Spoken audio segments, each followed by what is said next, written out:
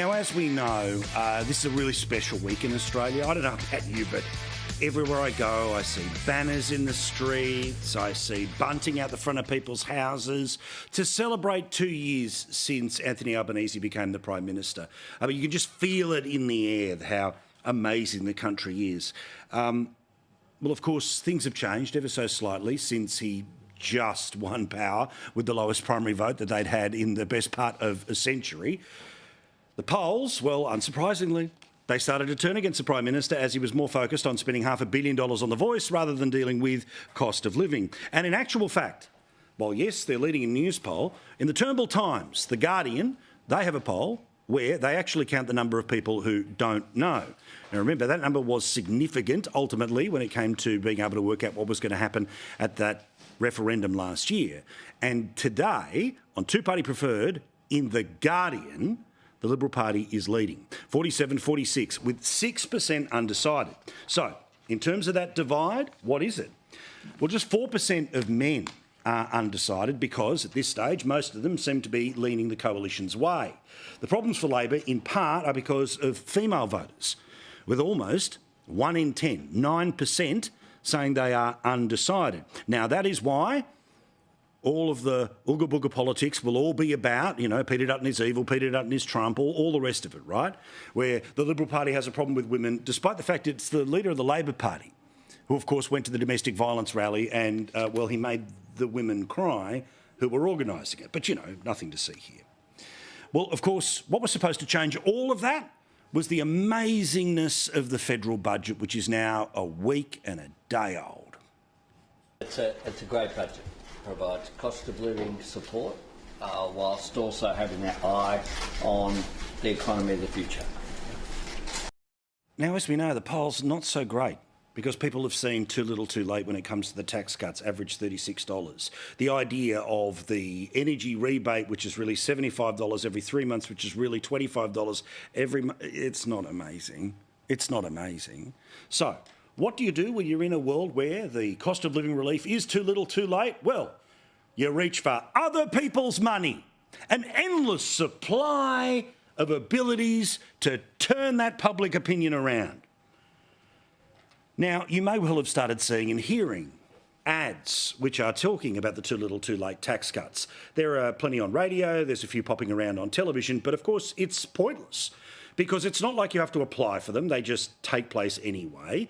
And while the big numbers that they like to put around them are that this is going to change the cost of living, the reality is that you pay your tax weekly, fortnightly and monthly. I made the point how many times over?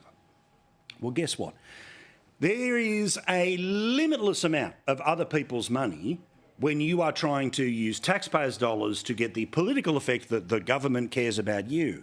And today, Daily Telegraph broke the story that $172 million worth of other people's money is being spent by this government right now in overtly political games, political ads, to tell us, the silly Australian public who don't believe the government is doing the right thing, certainly enough on cost of living, that, yeah, they're in our corner.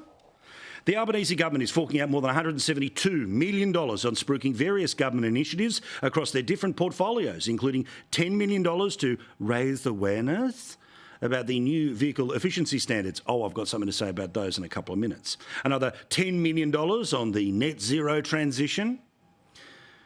The total figures come as Treasurer Jim Chalmers has been forced to defend spending $45 million on advertising for the Future Made in Australia policy, another $40 million on the Stage 3 tax cuts.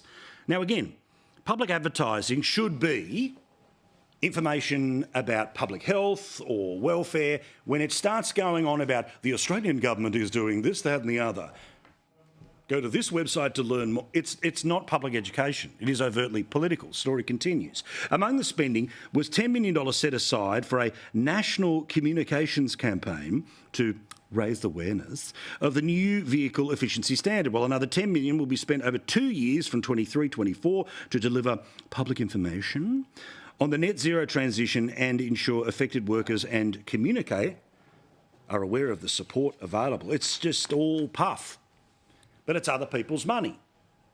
And while the very significant number of people that are amongst us Well, they don't pay as close attention to the news as you and I do, because if you do, you are where the polls are. But if you just sort of pick up the vibe through the ads you hear on the radio or the TV, oh my gosh, greatest government of all time, it's doing something for me. And then you actually check your bills and you realise they're doing nothing. Now, obviously this Prime Minister would not want to be at odds with what he had said when he was the opposition leader. I mean, that's not the way this guy goes. This guy is exactly the same as he was when he's in opposition, right? Like 275 power bills, like they lived up to that. Cost of living would be cheaper, they lived up to that. We'd be a more transparent government, they lived up to that, right? Anthony Albanese about government advertising other people's money used to promote politically the previous government. Because this Prime Minister is addicted to spending taxpayers' money as if it was Liberal Party money, and the ads you see from the government on TV, which are promoting Liberal and National parties, are paid for by the taxpayer. It was a bad idea back then, but guess what? It's not a bad idea now. Could there be a name for this type of personality trait of the Prime Minister, where he's one way and then another? But it's all okay because even more gifts come his way as a result of other people's money. Don't forget this budget, and it's worth mentioning as often as possible. While you're looking down the barrel of $36 a week on a tax cut, woohoo! $25 a month on power bills, they're spending $450 million on not one but two brand new planes for the Prime Minister. Now, the Prime Minister may well end up using other people's money to advertise why it was important for him to have one of these planes. But one thing that I will give him for free is what he can name this new two-plane airline. It's Airbus Albo. I mean, we've got the ad and the logo ready for you right now if you want.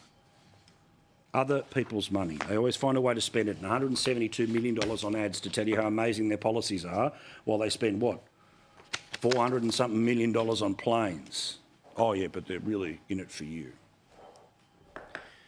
Meantime, in the real world, cost of living is still the number one issue. It has been since the day this government came to be, and it remains so 2 years after they are here. Now, to the Prime Minister's credit, he did launch the Red Shield appeal today. But the Red Shield appeal and the Salvation Army, which is kicking off right now, these people do incredible work. Any opportunity you can to support them in any way possible, with your time, with your money, or with goods, please do so. Give, and give very generously to the Red Shield appeal.